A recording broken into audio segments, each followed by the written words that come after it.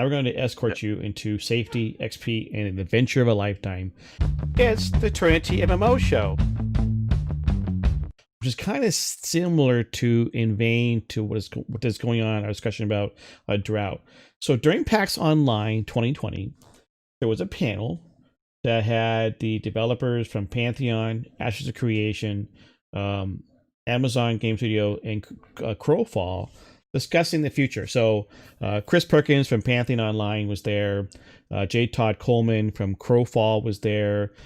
John Smedley from Amazon, who is not working on New World, but he did give it a hint that he is working on a title that is somewhat taken off of Monet's picture of a castle, I guess. I'm not sure. As well as then Stephen Sharif, who is doing Ashes of Creation. All four of these studios, all four of these games are looking at the future. So they were talking about it, and that's why we're talking about the WoW killer stuff. So I'm going to read you from the article because J. Todd Coleman had really good talking points and things. He's very passionate about things. I mean, he was Shadowbane. He has his record for Shadowbane. So Coleman in particular discusses his previous experiences working with the WoW theme park model of games in the quote 8 to 80 age bracket. He contrasted that with Crowfall, for which he wanted something different. Before there was WoW, he said, none of us had an idea of what would work because we didn't know. Nobody had tried anything. So we tried a bunch of crazy ideas like Asheron's Call had a fealty system where you could get other players to swear fealty to you. And then as you were killing monsters, a fragment. It was like a multi-level marketing scheme for experience points, okay? Which apparently all the rest of the panel were nodding, grinning very much, okay? You would just gain level by having people out farming, weird stuff like that. Then he says, usually if you look at a genre like FPS or RTS or MOBA or whatever, at some point somebody finds the amazing perfect combination of elements and then everybody else basically riffs on that. They all kind of take that exact same pattern and make minor tweaks to it. We all tried that in WoW and it didn't work. So WoW came out and found this perfect combination of all these elements and then everybody tried to make exactly the same with a slight tweak, and none of them were even close to what WoW was. It just didn't work. So for Crowfall, we thought it would be interesting for us to go back to pre-WoW and look at earlier branches off the evolutionary tree that had promised that basically died on the altar of not WoW, because it's not WoW. It's clearly not the way you make billions of dollars, so let's just stop investing in it. Too many companies, I think, were trying to be WoW killers, and when they couldn't do it, they kind of gave up, not realizing they could probably make money and not being a WoW killer. I remember someone did it was a game arc. The guy who does the deaths of a game, and he was doing it on, I forget which game he was doing, MMORPG, okay, and he was showing this chart, and he was showing how all these companies were making these money and their subscription. Okay, I mean Camelot came in, different companies, right? They were all in the axis. The y axis had a nice line. Okay, then all of a sudden WoW came out, and that axis started going up. Okay, WoW spiked everything up. Now the rest of the games it kind of cut a little away, but they didn't quite get the same level. WoW just was in a class out by itself, and everyone like, oh my gosh, I want that too. And so they tried, trying to grab the golden chain, the golden ring, and trying to lay their own golden goose, right, or eggs, right? Couldn't do it. And I like the fact that, in a sense, these other companies here are trying hard to do a game that isn't a WoW killer now because they can't do it, but just do a game that you want to play and love it, and do something different. Anyway, so what are you guys' thoughts about that? The whole discussion about? I mean, I know we had a little bit beforehand, I think, but this whole panel and what they're talking about just now. Trend that you see in any genre, regardless. Think about it, like battle royale is going through that same exact experience, where everybody's trying to capitalize on the Fortnite craze. I mean, well, Yeah. okay. To be fair, the first company that was really successful at it was PUBG, and I guess you could argue that maybe Epic Games was trying to make a PUBG killer and they succeeded at it, but then now they're the new status quo, and I don't think you're gonna ever see a company that's going to be the Fortnite killer. But you still have a lot of companies out there that try to do it anyways and come out with their own version of a battle royale mode to Yep. a certain degree of success. I mean, can they still all coincide or coexist with each other? Sure. But there really aren't that many, and a lot of them closed their doors, unfortunately. And then again, we're gonna have another type of gaming genre in, that maybe 10 years from now, and there's going to be another cash grab, there's going to be another cash cow company that's going to be at the top, and all these other companies are going to try to cash in on that too and fail. Maybe one will succeed, but it's lonely at the top, as they say, right? So yeah, I think this is just a cycle of just of game develop, or just the way things are. Just it's just what's the word am I looking for? It's just how it is, you know. So it's definitely not just for MMOs, but at least in the MMOs defense, at least that genre has a history, a pretty lengthy one, relatively speaking, of course, at that. And it has an established player base, although you could argue that player base is dwindling and getting older. But at the end of the day, it's still tried and true, and you still have a lot of companies that are still trying to make MMOs now with, as you mentioned earlier, without the mentality of trying to kill WoW. So Right. I think that's a good thing. I definitely think that's a good thing. Yep. Shaziel, anything you want to add, or have you said Well, everything already?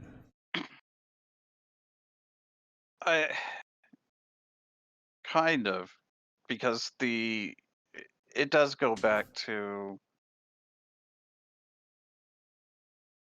you're never going to get anywhere copying other games for sure. But another thing that I was thinking just now was something that happened recently with my son, and I'm going to say he's a pretty good case study for this, because that's the next gen, or the new generation of gamers, right? Or kids my son and daughter's ages. And so when he says things, I kind of take them and go, even if I fully disagree with it and have a different opinion on it as far as talking about gaming, um, I have to accept that probably is a good view of where we are right now in the gaming industry. What happened was he had found another game that he was playing that he was enjoying, another uh, FPS game. It wasn't a battle royale, but he enjoyed it more. But his answer to, I noticed him and his friends were playing it a lot, and they were just hyping it up like I almost wanted to play it. And I'm horrible at FPS games now, so I stay away on purpose. But the next day I came in, they played it for about a week, and I came in to just sit with them and hang out with them for a little bit. And I asked him why did he go back to Fortnite if they really enjoyed that other game so much.